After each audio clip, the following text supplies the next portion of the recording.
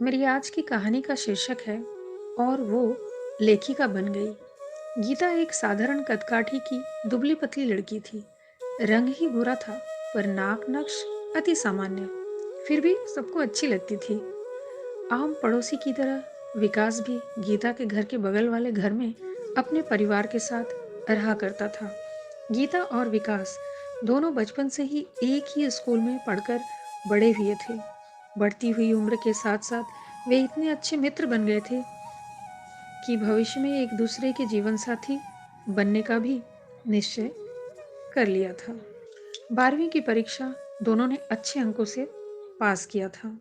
गीता ने महिला कॉलेज में प्रवेश ले लिया था और विकास अपनी आगे की इंजीनियरिंग की पढ़ाई के लिए शहर से दूर जा चुका था। बस फोन पर ही अक्सर उनकी बातें हुआ करती थी। वे एक दूसरे का हाल पूछ लिया करते थे। गीता ने तय किया था कि आगे चलकर वह शिक्षिका बनेगी। देखते देखते 4 साल कैसे बीत गए कि गीता को जरा भी यह अंदेशा न हुआ कि विकास अब केवल एक इंजीनियर ही नहीं बल्कि एक बदला हुआ इंसान बन चुका था। उसे अच्छी कंपनी में नौकरी लग चुकी थी। गीता अभी बीएड करने में व्यस्त थी। इस बीच विकास के घर वालों ने अपने बेटे के लिए गीता के माता पिता से गीता का हाथ मांगा। पर किसी को क्या पता था कि विकास इस रिश्ते को मंजूरी नहीं देगा। दरअसल विकास ने अपनी एक सहपाठी इंजीनियर मित्र मधु से चुपके से कोर्ट मैरिज कर लिया था।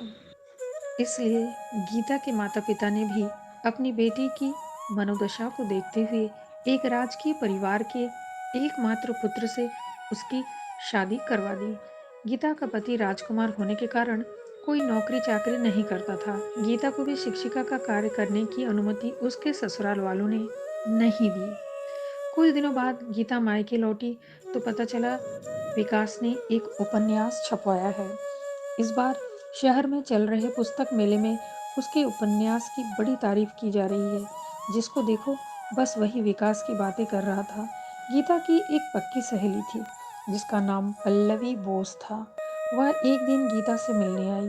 गीता ने अपनी डगमगाती हुई जीवन की व्यथा पल्लवी के सामने रखा।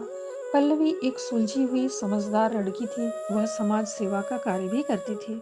उसने गीता से कहा, जब तुम कह रही हो तुम्हें ससुराल वाले कुछ नौकरी वगैरह करने नहीं देते और तुम्हारे पति भी कुछ नहीं करते हैं, तो तुम ऐसा करो, घर में रहकर ही कुछ लिखने का काम।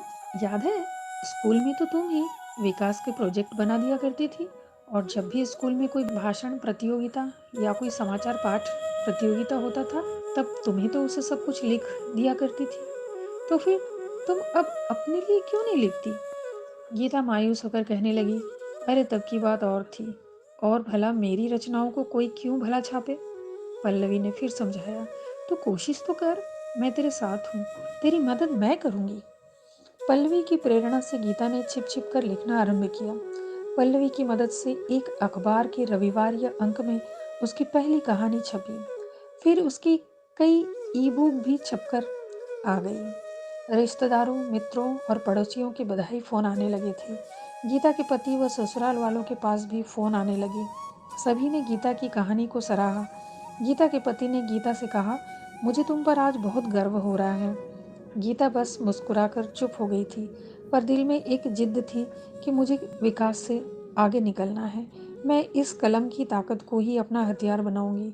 मुझे अपने देश का सर्वोच्च पुरस्कार हासिल करना ही है। औरत रद्दी की टोकरी नहीं है जिसे कोई भी ठोकर मारता चला जाए। जब चाहा पसंद किया, जब चाहा धुतकार दिया। विकास ने केवल 3 ही उपन्यास लिखे, पर उसके बाद उसने अपनी लेखनी को विराम दे दिया था।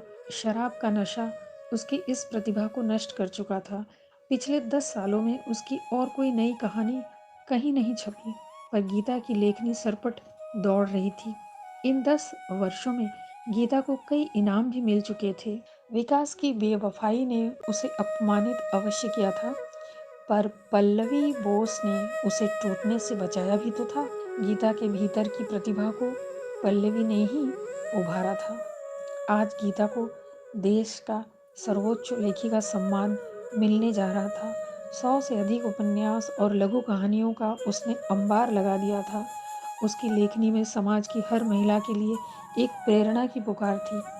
पल्लवी ने जो प्रेरणा उसमें भरा था, आज वही प्रेरणा अपनी लेखनी के द्वारा गीता घर घर पहुंचाने चली थी और शायद लेखनी के बल पर ही उसने अपने अपमान का भी बदला ले लिया था।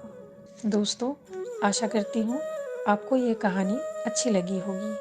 तो कृपया मेरे इस चैनल को सब्सक्राइब करें, लाइक एवं शेयर भी करें। बहुत बहुत धन्यवाद।